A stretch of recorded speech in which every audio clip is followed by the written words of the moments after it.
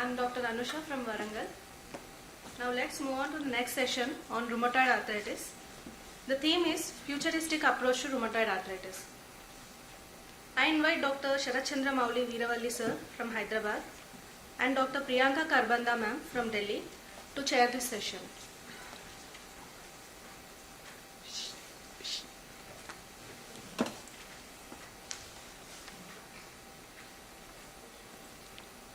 I now invite Dr. Abhishek Patil sir from Bangalore to give his talk on RA granulomas.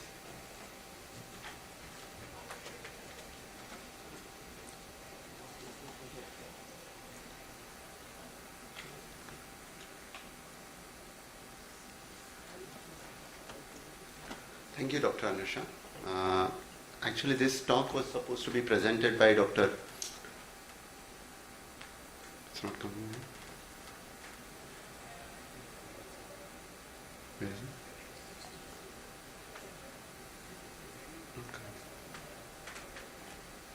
Okay. This talk was supposed to be delivered by Dr. Vikram Rajain, my colleague, but due to some family circumstances, he's asked me to do the honors. So, without wasting any time, we'll directly move to the talk. So basically, this is a 40-year-old lady who presented to us with a history of foot pain in the left side for about a year.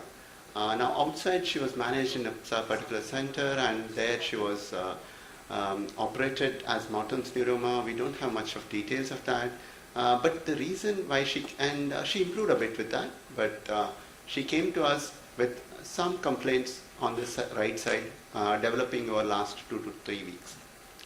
And on examination, she had a perfectly normal general physical examination. She had no synovitis in any of the joints. However, as we can see in the pictures out here, she had a post-operative scar on the left foot. I'll use the cursor here, post-operative scars on the left foot.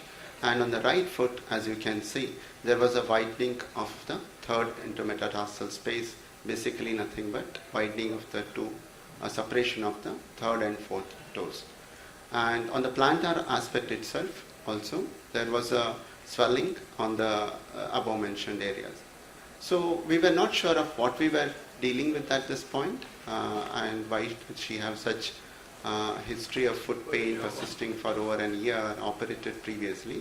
So what we did was we put an ultrasound probe over there, and what we found that there was some hypoechoic tissue in between the two metatarsals. So these are the bony crustal landmarks of the metatarsal, and this is the hypoechoic tissue which is emanating from the space in between them. Now this is the video. Can play. Yeah. This is the dynamic video of the same patient, in which we can see that when we are trying to compress the metatarsal, this particular hypoechoic tissue is moving out into the out of the in between the bones, confirming that it is intermetatarsal bursitis. So we went ahead and did an MRI. MRI was showing images were showing hyper intense lesions in the areas where she was complaining of bone. It was showing intermetatarsal bursitis not only in the right third web space, but also in the second web space, where she did not have much of a complaint. And also the lesser intensity intermetatarsal bursitis was also present in the left side, where she was operated for Morton's neuroma. With this, we thought that the patient had metatarsal bursitis, and we gave anti-inflammatory drugs, and we asked to use soft footwear, and the patient didn't improve much. And over the next 2 to 3 weeks, what happened was she developed synovitis. This time she developed definitive synovitis on the MTP joint and knee joints. And further, it was confirmed on the ultrasound again. And what you can see here is the first MTP joint showing the florid synovitis, about grade 3 synovitis, and the knee joint ultrasound showing suprapatellar recess with effusion, anochrome effusion. So at this point, we ordered investigations, our complete blood count, liver function test, creatinine were normal, mildly elevated inflammatory markers, no diabetes, and immunological profile showed a very strong rheumatoid factor and anti-CCP positivity. So we diagnosed her as rheumatoid arthritis, and we initiated her on methotrexate, about 15 mg per week, hydroxychloroquine, and 10 mg prednisolone, and tapered off over the next 3 to 4 weeks. So at 3 months of follow-up, the patient's symptoms had completely resolved. She was able to walk pain-free. So what we were dealing with basically was intermetatarsal bursitis as the presenting features of rheumatoid arthritis. Now we are all aware that rheumatoid arthritis predominantly affects the hand joints more than the feet joints, but the feet joints do get affected. And particularly ultrasound of the foot and ankle is highly rewarding because clinical examination sometimes is lacking when it comes to examination of the foot and ankle, particularly in obese patients. It has also been seen in established rheumatoid patients that you can have only intermetatarsal bursitis, as our patient was at the beginning, without the corresponding MTP synovitis in about 1/3 of the patients. The most common bursa involved is the third intermetatarsal bursa, which lies between third and fourth intermetatarsal space. And not only that, the presence of intermetatarsal bursitis significantly correlates with the rheumatoid factor and anti-CCP positivity in these patients. So I'll just run you briefly through the anatomy here. So basically what we can see labeled here as M1, M2, M3, M4, M5 are the metatarsals numbered as such.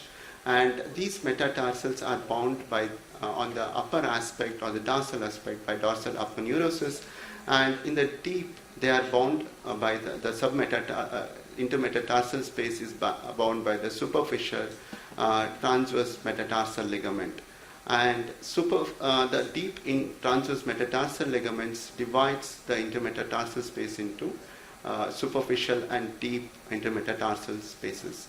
And there is also a subtarsal space which is poorly defined, but you can imagine to be a tissue which is lying next to the corresponding metatarsal. So even the metatarsal spaces can have bursitis in rheumatoid patients. So this was beautifully depicted in this paper, which it's a Dutch study recruiting about 157 rheumatoid patients, and they compared it with healthy controls and also the patients with other arthritis. And there was a unilateral MRI was obtained, and this MRI was at the most symptomatic site, and they tried to find how many of them had intermetatarsal and submetatarsal bursitis. They found this was an early arthritis cohort. The mean age of diagnosis was about 10 weeks of the disease duration, and they found that intermetatarsal bursitis was present, in fact, in up to 70% of the patients. Submetatarsal bursitis was found in nearly 25% of the early rheumatoid patients, much, much higher and significantly higher than healthy controls and other arthritis. However, the paper was not able to describe a particular size of the intermetatarsal bursitis or submetatarsal bursitis, which can distinguish rheumatoid patients from other arthritis or healthy control. But they were able to conclude that inflammation in the synovial tissue, which is juxta-articular, is a common feature and one of the intermetatarsal bursitis we should look for. So these are the pictorial representation from the same paper, and basically this is what I was referring to. A rheumatoid can have intermetatarsal bursitis. It is a hyper-intense on T2 stir images, and also it has a hyper-intense rim on contrast enhancement. And what we can also see, submetatarsal bursitis in rheumatoid patients. This is even more specific for rheumatoid compared to healthy, when you compare with the healthy control. And the paper also described diffuse submetatarsal alteration, basically hyperintensity along the subcutaneous plane in the feet, that is also seen in both rheumatoid and healthy control. So this is the heat map picture depicting the same what I was mentioning. These are the round circles, metatarsals, and we have intermetatarsal bursitis, and basically the higher the heat of the picture, the greater is the proportion of that, prevalence of that in the rheumatoid. So in the particular subset of patients. So we can clearly see that second and third intermetatarsal bursitis in rheumatoid are clearly much higher than in other arthritis and healthy controls. And also submetatarsal bursitis, particularly when they occur in the M1 and M5, are very common in rheumatoid patients. And even submetatarsal alterations, which are diffuse submetatarsal alterations, can be found in rheumatoid patients into M3 and M4. Then there was a Euler abstract presented by Van Dyck and colleagues, and what they found was that when you do an ultrasound in MRI in patients with clinically suspect arthralgia, as for the clinicians' discrimination, then at least one intermetatarsal bursitis present in 35% of the clinical suspect arthralgia patients. So not only that intermetatarsal bursitis present, but these patients on a follow-up of a year or more tend to have at least 3 times higher risk of progressing to rheumatoid. So basically, even when you do an MRI in the foot of clinical suspect arthralgia, you tend to pick up about 30% of patients with intermetatarsal bursitis, and these have a higher risk for progression to clinical manifest rheumatoid on follow-up.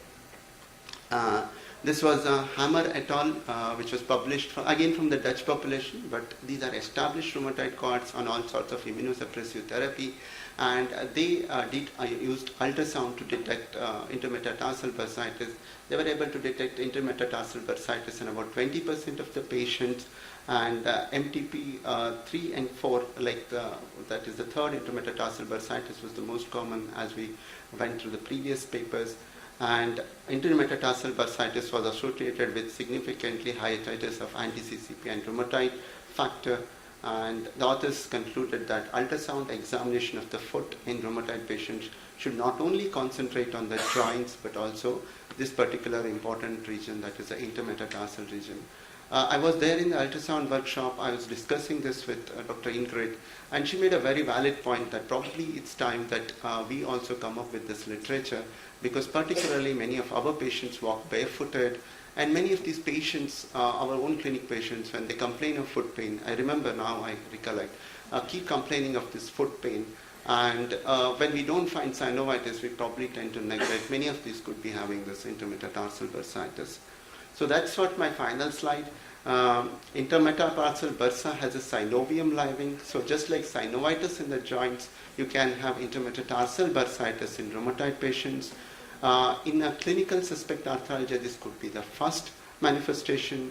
In about 2/3 of the patients, at least of rheumatoid, may have intermetatarsal bursitis. 1/3 of the patients with intermetatarsal bursitis may not have synovitis of the MTP joint.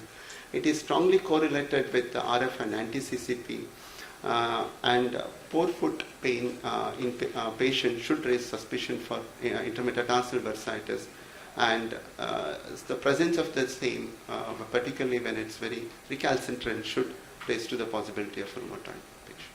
Thank you.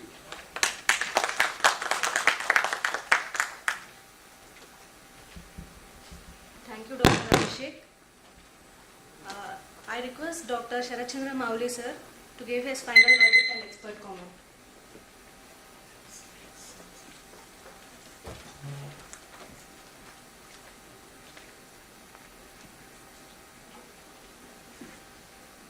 Slides.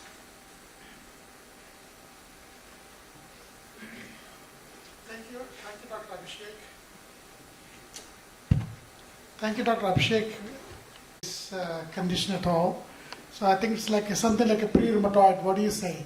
Yes, So we do see that in established case, but so according to this work you have done, so we have to suspect if the patient comes up with the metatarsal bursitis, probably we have to keep in mind that we are dealing with early rheumatoid and maybe we have to do workup.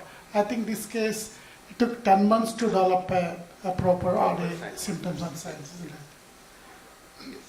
It was published by Dr. Vikram also in one of the articles. The Abhishek previous slide. Utility of the ultrasound joint counts on the counts the prediction of rheumatoid arthritis in patients with very early synovitis. Ultrasonogram of the hands may be all that is needed to help to determine if a patient with early inflammatory arthritis will go on to develop RA. The odds ratio is very high. If the patient is seropositive, it's 7.1 odds ratio. If the joint count is more than 10, it's 7.9.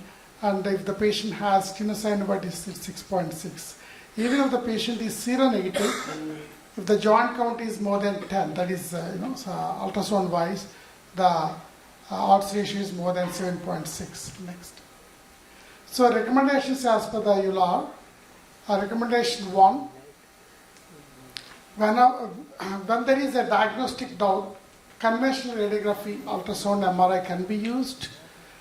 Recommendation 2. Presence of inflammation seen with ultrasound or MRI can be used to predict the progression to clinical RA from so-called undifferentiated inflammatory arthritis. Recommendation 3. Next slide. Ultrasound and MRI are superior to clinical examination in the assessment of joint inflammation. These techniques should be considered for improved detection of inflammation in the joints. Recommendation 4. Conventional radiography of the hands and feet should be the initial imaging technique to detect damage. However, ultrasound or MRI should be considered for early detection of erosions or if radiography is negative. Thank you. Daniel Alita from Austria. Sir will be talking on RA revolution, remission in RA, update on predictors and tools.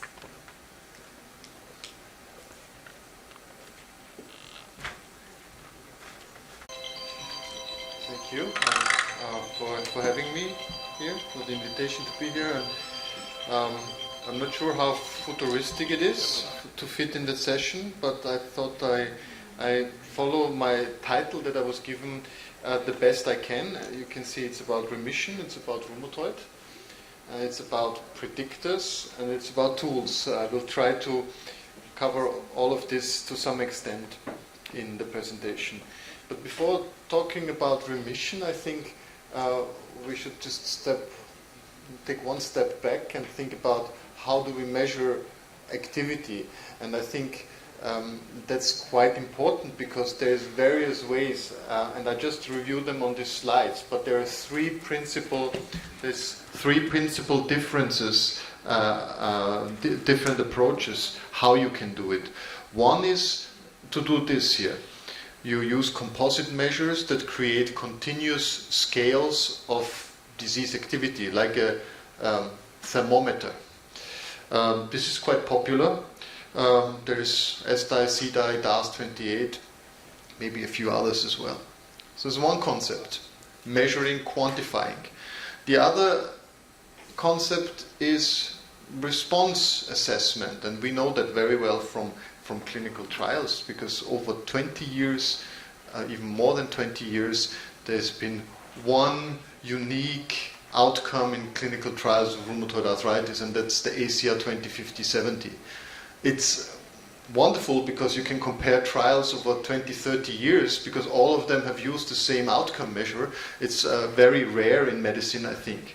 But the concept is clearly different to the one above, where we are quantifying. Here we are taking a threshold and decide whether a patient is a responder or not. So it's a yes-no, a dichotomous result. And the third concept is a state achievement, and that's also very familiar to us. It's remission, and that's the topic. This is where we are today. In our presentation here, it's really about defining a cutoff on a continuous scale or somehow different, but a cutoff that defines a good state as opposed to a not so good state. And I'm showing here the ACR remission criteria as an example for that. So there is continuous measurement, there is response, and there is state. today we're talking about state, and when you talk about predictors of success, remember that was part of my title, you have to answer it depends. Because the predictors really depend on how you define success. And I give you this wonderful slide that you can read from the last chair, probably in the back. It's really difficult to read.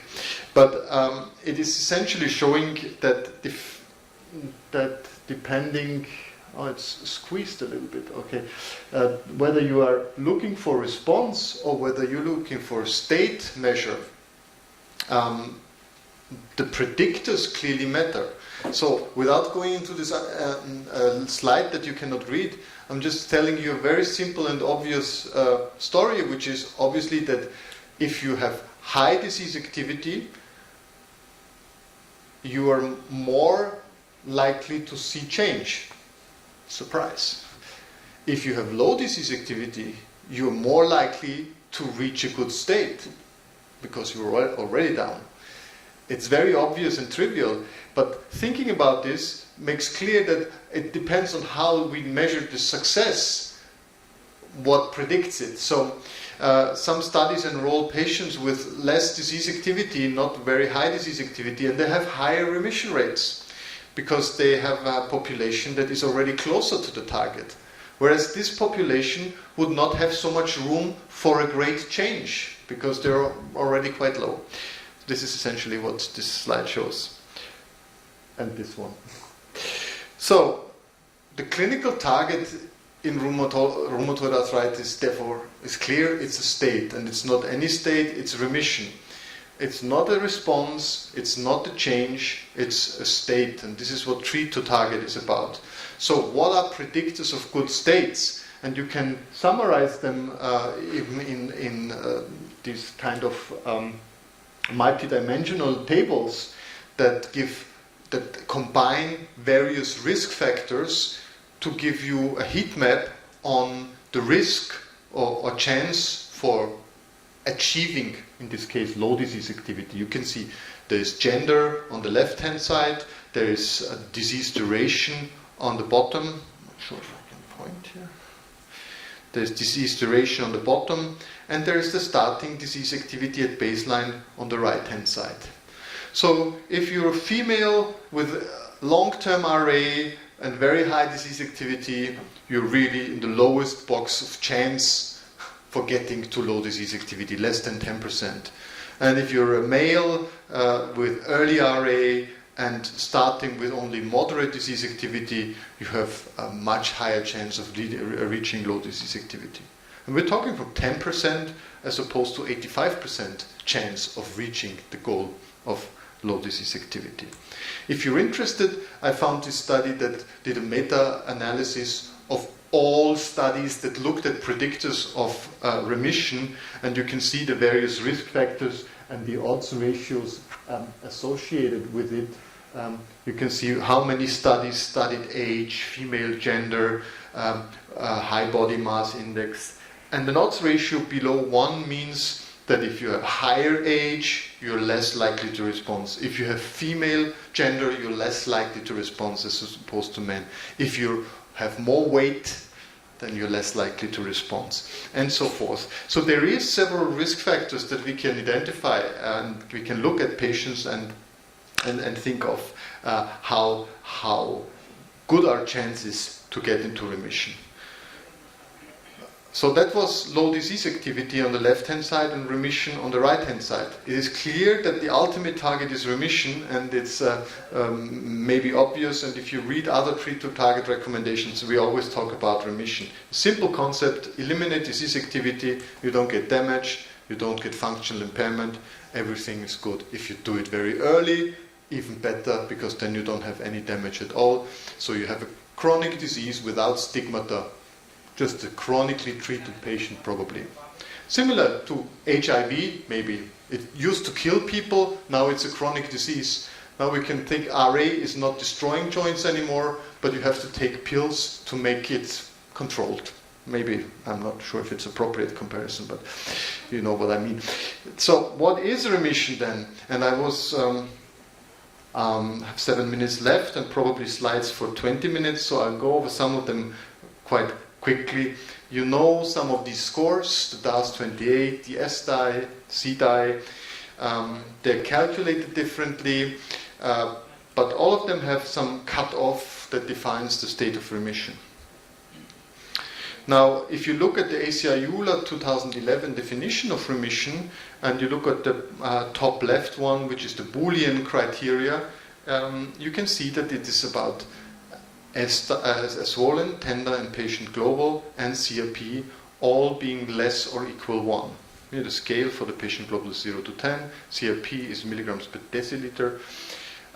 Alternatively, and you can see the index-based SDI, when you go back, SDI is nothing else but a combination, an addition of all these variables together, and the sum of these should be less than 3.3. So the Boolean and the index-based are conceptually different, but they include the same variables. One is asking each variable to be below 1, and the other one sums them up and asks the sum to be less than 3.3. So a little different, and the Boolean we know is more stringent. But what happened to the DAS and DAS28, which is the oldest composite measure that we have? It has a problem in remission, and we've talked about this for many years. If you look at patients in DAS remission, you see, and you look at the number of swollen joints, you can see that 70% of these patients have 0 swollen joints, as you would hope in remission, but 30% have 1, 2, 3, 4, 5, 6, 7, 8, even more actively swollen joints, despite being classified as remission.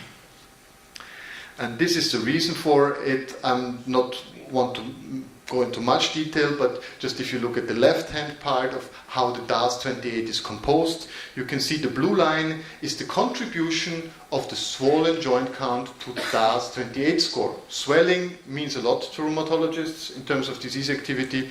If you have 28 of 28 joints swollen, the contribution to the total DAS score is 1.5. If you take this 1.5, you can see that you can get the same contribution as 28 swollen joints with 7 tender joints. So this is one of the problems of the DAS. It was not created for remission. It was created for patients who are active. In the 90s, 30 years ago, where in the moderate active disease, it worked quite well, but not when it comes to remission. So I'm going over this a little bit more quickly, because there were trials to resolve the DAS28 issue. Because there were so many swollen joints, people reduced the cut point for remission on the DAS scale. So I say, okay, there's too many swollen joints in DAS remission, let's reduce the cut point. But the cut point, as you can see here, was reduced. The red line, the DAS CRP, was reduced to 1.9. Remember, it was 2.6 originally. But what you can see here is, again, the number of swollen joints can reach up to 8, even with this modified cut point, where the blue line, the CDI remission, never allows more than 2 swollen joints. So it's not about the wrong cut point, it's about the wrong composition of the scale, and that's probably why we don't find it, I'm going over this quickly, why we don't find it in the ACR-EULA remission definition. So over this part, I'm going quite quickly. This is some interesting stuff, but too much for today. I just want to go to one more point, and that has been a lot of discussion about, which is the patient global score in the remission definition of the ACR and EULA. People were arguing that if you have patients who are doing well, they often are not able to meet these Boolean criteria, where you have to fulfill all 4 of these features, less than 1, to be classified as in remission. And actually we investigated this too, and we found a pie chart like this for patients who fulfill 3, but not all 4 of the criteria for remission. And you can see on the pie chart, you can see what is the missing 4th variable when you look at those who are close to remission. 3, but not 4. You can see that 61% have the patient global missing the cutoff of 1, whereas everything else is below 1, and only 19%, 7 and 13% are missing CRP, tender joints and swollen joints respectively. And the risk of having a high patient global and everything normal is correlated with pain. So you can see that as soon as pain score is 20, which is not so much in an RA patient, you can see that the probability of missing Boolean remission just because of the patient global being too high is about 80%. So maybe as a final note, the ACR and EULAR revised the remission criteria a few weeks ago. It was published last month, I think, for changing the patient global assessment cutoff to 2, which mitigates the problem. It doesn't eliminate it. And you can see that in the analysis, if you use a patient global of 1, as in the original ones, you had an analysis of near misses, and again 61% missed the remission just because of the patient global, and when you use the cutoff of 2, it was only 47%. So the 2 allowed many patients who had normal CRP, normal swollen, normal tender joints to be classified in remission and not fail it. Good, so in summary, remission is the optimal target in RA. We need to define it. Predictors for remission can be defined, but they differ depending, differ from predictors of response. So when we keep an eye out in literature for predictors of treatment success, we always need to be clear they are different. I have to look at the outcome that is used, because that's why some of the studies are not reproducible, because one is using ACR, one is using change, one is using EULAR response, and so forth. That's why predictors differ. So DAS28 does not reflect clinical and stringent remission. It's not resolvable by just lowering the cut point. It's the problem of the construction, so it is not a good tool for remission. And the revision of the ACR-EULAR Boolean criteria addresses pertinent issues with the patient global and creates more consistency also with the SDI and CDI remission definition. So with this, I'm at the end of my futuristic talk, and maybe we have some time for discussion. Thank you, Dr. Azhar, for this wonderful presentation. Any questions or comments from the floor are invited. Nice presentation. I'm Dr. Anshul.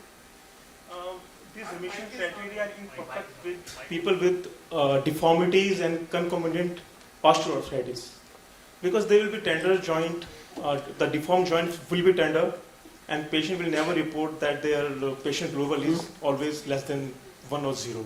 So there is problem, so there is classification, different classification of remission with deformities. Because they will always be a deformed joint which will be tender. Suppose there is osteoarthritis of the knees, so they will be tender joint, and the patient global will never be less than 1 in those patients. And you can ask the same question about fibromyalgia. You can ask the same question about other comorbidities that may affect your outcome measurement. And I think that's the reason why we still need doctors, because we need to understand, if we just take the SDI, CDI or DAS and do not think about the context, and this is a patient with osteoarthritis and fibromyalgia, and we start changing biologics because it's not in remission, we are not good doctors. These are tools that are meant to help us, and the same way like we use, I don't know what a good comparison is, but in other diseases we use scales that are made for the disease and not for coexisting disease. So we need to look out for these confounders. It's not the problem of the scores, it is a problem that there is often more than just RA, and that we are asking a patient, assessing a patient, but obviously a patient as a whole, and get a response that covers all comorbidities. And we as doctors need to figure that out. I think that's the answer that I have for you. I'm from Chandigarh. I've worked in UK also. We need to have a separate criteria for an Indian setup, because here in India, on an average in an OPD, we see 50 to 100 patients in a day. So we don't have the time to examine 28 joints. We simply ask the patient, how are you doing? Do you have any pain in the joint? Patient says yes. We examine that joint. That's the end of it. So DAS 28 is based upon, CDA is based upon patient's response to our question, do you have any pain? Not on our clinical assessment. Yeah. So it is absolutely priority that you use a tool that works for you. If you have a tool and it's the best tool in the world, but it's not feasible, it will not be useful. Of course, it would be nice if you're quantifying disease activity of a joint disease, that you somehow assess the target organ. It takes time to measure blood pressure, so we're still taking blood pressure and not asking for headache to treat hypertension. It's not the best comparison, but we're going for the target organ whenever we can. But I fully understand that the joint assessment may be a limitation. If that's a limitation and that would prevent you from following patients to target, then it's better to go for some patient-reported outcomes, even if they're not going for joint inflammation. Use some sort of this rapid questionnaire that patients may fill in if they can do it. I mean, not all patients can do it, or find alternative tools that save the time. But you need to somehow, I think that's the point of treat to target. Any measurement is better than no measurement. Any definition of any target is better than just treating patients by gut feelings. I think that's what's clear. How you define it, it's secondary.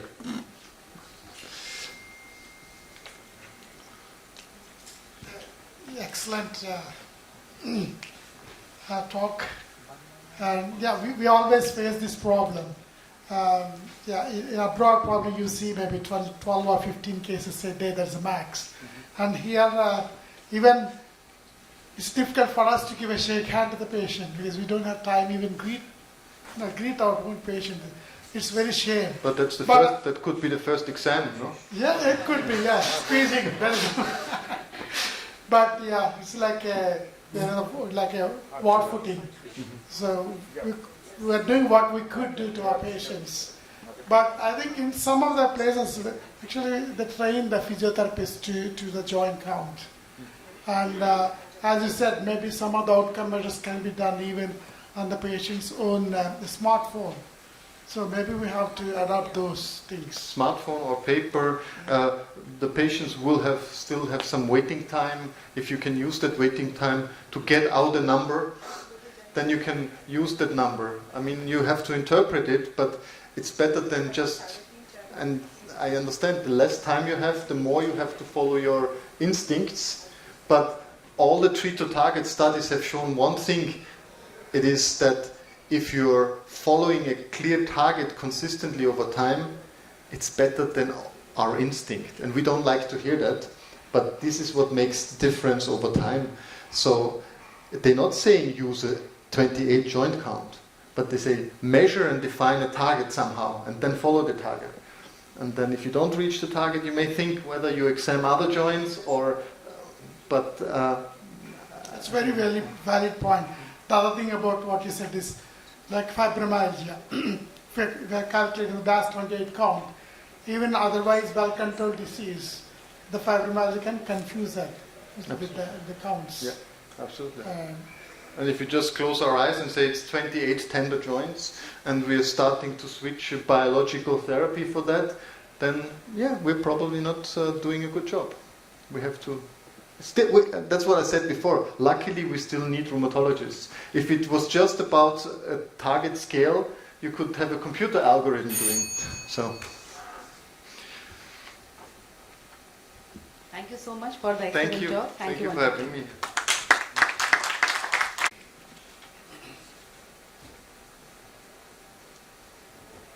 Good evening, everyone. So I would start off with my slides. As Dr. Daniel has already talked about, so I'll just skip these slides. Rheumatoid arthritis treatment has improved dramatically, and the new classification criteria suggests that imaging techniques add additional information in joints that are clinically suspected of arthritis. As discussed, there are a lot of factors which need to be looked into when we are treating a patient of rheumatoid arthritis and have been discussed in detail. But the most important is to treat to target, to achieve remission. And the persistent remission target has been achievable by the use of newer drugs and the tight control and treat to target strategy. But the question here is it sufficient? Those who have the opportunity to use ultrasonography in rheumatoid arthritis would know that the partial answer to this. So it has been seen that even with the most stringent clinical criteria for remission, patient would not indicate complete absence of synovial inflammation because we can miss subclinical synovitis by clinical assessment. So this again suggests that ultrasound has an added role in evaluating patients who are in remission, in clinical remission. Broadly, the techniques which are used are the grayscale ultrasound, which detects synovial hypertrophy, proliferation or effusion, and the power Doppler that detects increased microvascular blood flow, which is seen in active synovitis.